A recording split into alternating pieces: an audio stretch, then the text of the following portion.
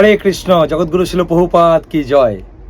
তো কার্তিক মাস, এই কার্তিক মাস বা দামোদর মাসে যারা একান্ত মাছ, মাংস, পেঁয়াজ, রসুন, ডিম, বিভিন্ন প্রকার আমিষ দ্রব্য কোনোভাবেই বর্জন করতে পারছেন না বা বর্জন করার পরিস্থিতি নেই, তারা বিশেষ 10টি কাজ এবং একটি বোনাস সমেত 11টি বিশেষ ক্রিয়া আপনারা করতে পারেন।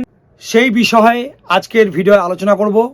তবে মূলত আজকের ভিডিওর মূল আলোচনা হচ্ছে যারা একান্তভাবে আমিষ আহার এই কার্তিক মাস বা দামোদর মাসে পালন করতে পারছেন না, তো আপনারা এই কাজগুলি এই মাসে অবশ্যই করবেন এবং ভগবানের কাছে কামনা করবেন যে ভগবান আমাকে এই অনুকূল পরিবেশটি দাও ভগবত ভজন করবার জন্য, এবং যাতে আমি ধীরে ধীরে সমস্ত প্রকার আমিষ আহার আমি বর্জন করতে পারি। ভগবানের কাছে এক মনোচিত্তে বলুন, শুদ্ধ চিত্তে বলুন, ভগবান নিশ্চয়ই সেই অনুকূল পরিবেশ আপনাকে তৈরি করে দেবে। তো আজকের এই বিষয়ে ভিডিও আলোচনা করব, তাই আপনারা ভিডিওটি না কেটে সম্পূর্ণভাবে দেখবেন। খুব অল্প সময়ের ভিডিও, তাই আপনারা পুরো মন দিয়ে এই ভিডিওটি শ্রবণ করবেন। হরে কৃষ্ণ।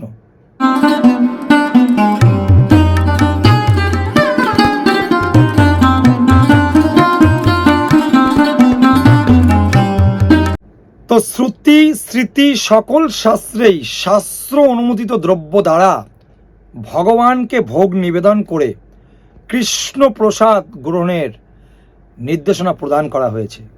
তবু যারা কোনো কারণবশত আমিষ আহার বর্জন করতে পারছেন না, তাদের অন্তত পক্ষে এই কার্তিক মাস বা দামোদর মাসে অবশ্যই আমিষ আহার বর্জন করা উচিত।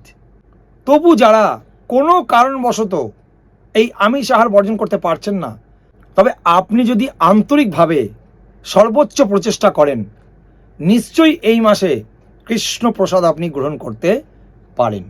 এরপরেও যদি আপনার পারিবারিক বা পারিপার্শ্বিক যদি কোনো কারণে বা কোনো কারণবশত আপনাকে মাছ, মাংস প্রভৃতি আমিষ দ্রব্য কোনোভাবেই বর্জন না করতে পারেন, তাহলে এই মাসে আপনি আর কি কি ক্রিয়া করতে পারবেন, আজকে সেরকম বিশেষ 10টি কার্য এবং একটি বোনাস সমেত সম্পূর্ণভাবে 11টি আমরা পয়েন্ট উল্লেখ করব, যেগুলি সকল আমিষ আহারী এবং অশৌচকালে অথবা মায়েদের পিরিয়ডের কালেও এগুলি করতে পারবেন। এই মাসে অবশ্যই প্রতিদিন সন্ধ্যায় ভগবানকে দীপদান করবেন, অর্থাৎ ঘৃত প্রদীপ দ্বারা ভগবানের আরতি করবেন। দামোদর মাসে দীপদানের মাহাত্ম্য আমাদের এই চ্যানেলে ভিডিও আপনারা পেয়ে যাবেন।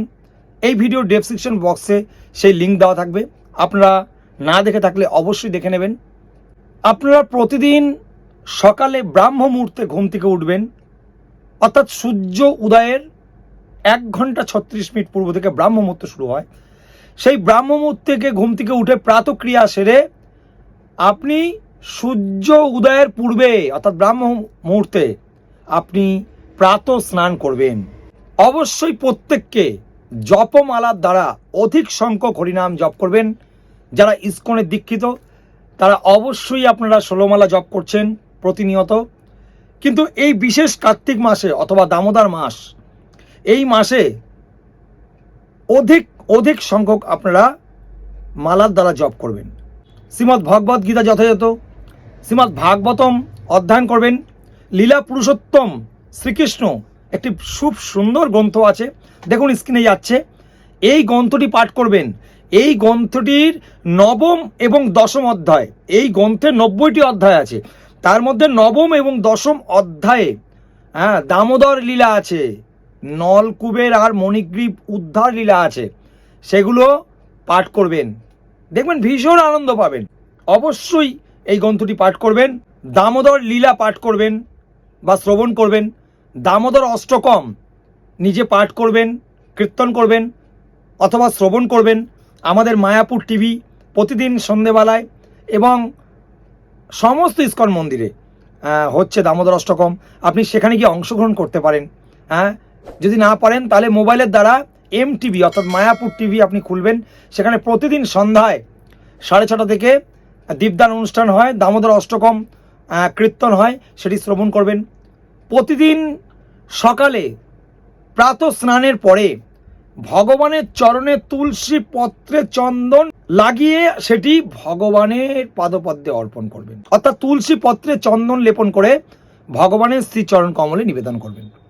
ভগবানের চরণে তুলসী পত্র এভাবে নিবেদন করবেন এবং প্রতিদিন তুলসী মহারানীকে জল প্রদান করুন, তুলসী পরিক্রমা করুন, তুলসী আরতি করুন এবং আপনার নিকটতম ইস্কন মন্দিরে প্রতিদিন সন্ধ্যায় গিয়ে আপনি দীপদান করতে পারবেন অথবা দীপদান অংশগ্রহণ করতে পারবেন। মন্দির পরিক্রমা করবেন, মহাপ্রসাদ গ্রহণ করবেন, ঘিত প্রদীপ জ্বালিয়ে আপনার গৃহে ভগবানের মন্দির বা সিংহাসনে কক্ষটিতে আলোকিত করতে পারেন, অথবা আকাশ দ্বীপ, আকাশ প্রদীপ আপনি প্রদান করতে পারেন। ভগবানকে অগস্ত্য পুষ্প অর্থাৎ বক ফুল, মালতী ফুল, পদ্ম ফুল, তুলসী পত্র ভগবানকে অর্পণ করবেন। ভগবানের অত্যন্ত প্রিয়, ভগবান দামোদরের অত্যন্ত প্রিয় হচ্ছে বক ফুল, অগস্ত্য ফুল যেটাকে বলছি, মালতী ফুল, এগুলো ভগবানের চরণে নিবেদন করবেন। এবং অনেকে প্রশ্ন করছেন যে অশৌচ অবস্থায় কি দীপদান করা যাবে? মাতাজিদের বিশেষ অশৌচকালে গৃহে বিকল্প কেউ ওনার উদ্দেশ্যে তিনি অতিরিক্ত দীপদান করতে পারবেন। ঠিক আছে, বুঝতে পারলেন তো? তবে সেই মাতাজি জপমালায় অবশ্যই হরিনাম জপ করতে পারবেন, গীতা ভাগবতম, লীলা পুরুষোত্তম শ্রীকৃষ্ণ গ্রন্থটি অবশ্যই পাঠ করতে পারবেন, বিভিন্ন শাস্ত্রীয় গ্রন্থ পাঠ করতে পারবেন, প্রাতঃ স্নান করবেন, কৃষ্ণ প্রসাদ গ্রহণ করবেন এবং একটু দূরত্ব বজায় রেখে আরতিতে যোগদান প্রভৃতি করতে পারবেন। তো এইভাবে আপনারা এই দামোদর মাসটি পালন করুন এবং আপনারা ভগবানের কাছে বিনম্র চিত্রে ভগবানকে বলুন যে ভগবান, আমার এই পরিবেশ, আমার এই পারিপার্শ্বিক পরিবেশ বা আমার ঘরের এই পরিবেশে আমি কোনোভাবেই আমিষ বর্জন করতে পারছি না। আমার ইচ্ছা শক্তি আছে ভগবান আমিষ ত্যাগ করবার, কিন্তু আমি কোনোভাবেই পারছি না। তো দেখবেন অবশ্যই ভগবান আপনার সেই অনুকূল পরিবেশ তৈরি করে দেবেন। কারণ ভগবান হচ্ছে ভক্ত বৎসল্য, ভগবান ভক্তকে সবসময় কৃপা করেন। আপনি বিনম্র চিত্তে ভগবানের কাছে প্রতিদিন বলুন, তুলসী পত্রে চন্দন লেপন করে ভগবানের চরণ কমলে নিবেদন করুন এবং ভগবানের কাছে বলুন যে ভগবান আমাকে সেই পরিবেশ তৈরি করে দিন যাতে আমি আপনার এই ভগবত ভজন করতে পারি, তার অনুকূল পরিবেশ আমাকে করে দিন। ভগবান নিশ্চয়ই আপনার মনোবাসনা পূর্ণ করবে। তো আজকের আলোচ্য বিষয় ভিডিওর এটাই ছিল যে একান্ত যারা আপনারা পারছেন না যে কোনোভাবেই আমিষ আহার বর্জন করতে, তারা কোন কোন কাজটি এই দামোদর মাস বা কার্তিক মাস বা অনেকে বলছেন আপনারা নিয়ম সেবার মাস, এই মাসে আপনারা এই কাজগুলো অবশ্যই করবেন। এই কাজগুলো করতে কোনো নিয়ম বাধা লাগে না। ঠিক আছে, আজকের ভিডিও এটাই আলোচ্য বিষয় ছিল। তো আপনারা যারা এই চ্যানেলটি প্রথমবার দেখলেন, চ্যানেলটিকে অবশ্যই সাবস্ক্রাইব করে নোটিফিকেশন বেল আইকনটি অল করে দেবেন। ভিডিওটি ভালো লাগলে বেশি বেশি সংখ্যক শেয়ার করে দেবেন আর ভিডিওটি লাইক দেবেন। লাইক দিলে কি হয়, ভিডিও করবার অনুভূতি আরও বাড়ে এবং আমাদের এই হরিনাম সংকীর্তন চ্যানেলে 5000 সাবস্ক্রাইবার পূর্ণ হয়েছে। আপনারা এইভাবেই আমাদের সঙ্গে থাকুন, আপনারা কৃষ্ণ ভক্তি লাভ করুন এবং এই দামোদর মাসটি অত্যন্ত নিষ্ঠা সহকারে পালন করুন। সর্বশেষে বলবো, আপনারা সুস্থ থাকবেন, ভালো থাকবেন, সদা কৃষ্ণ ভাবনাময় হয়ে থাকবেন। জগৎগুরু শিল প্রভুপাদ কি জয়, শ্রী শ্রী রাধা দামোদর কি জয়।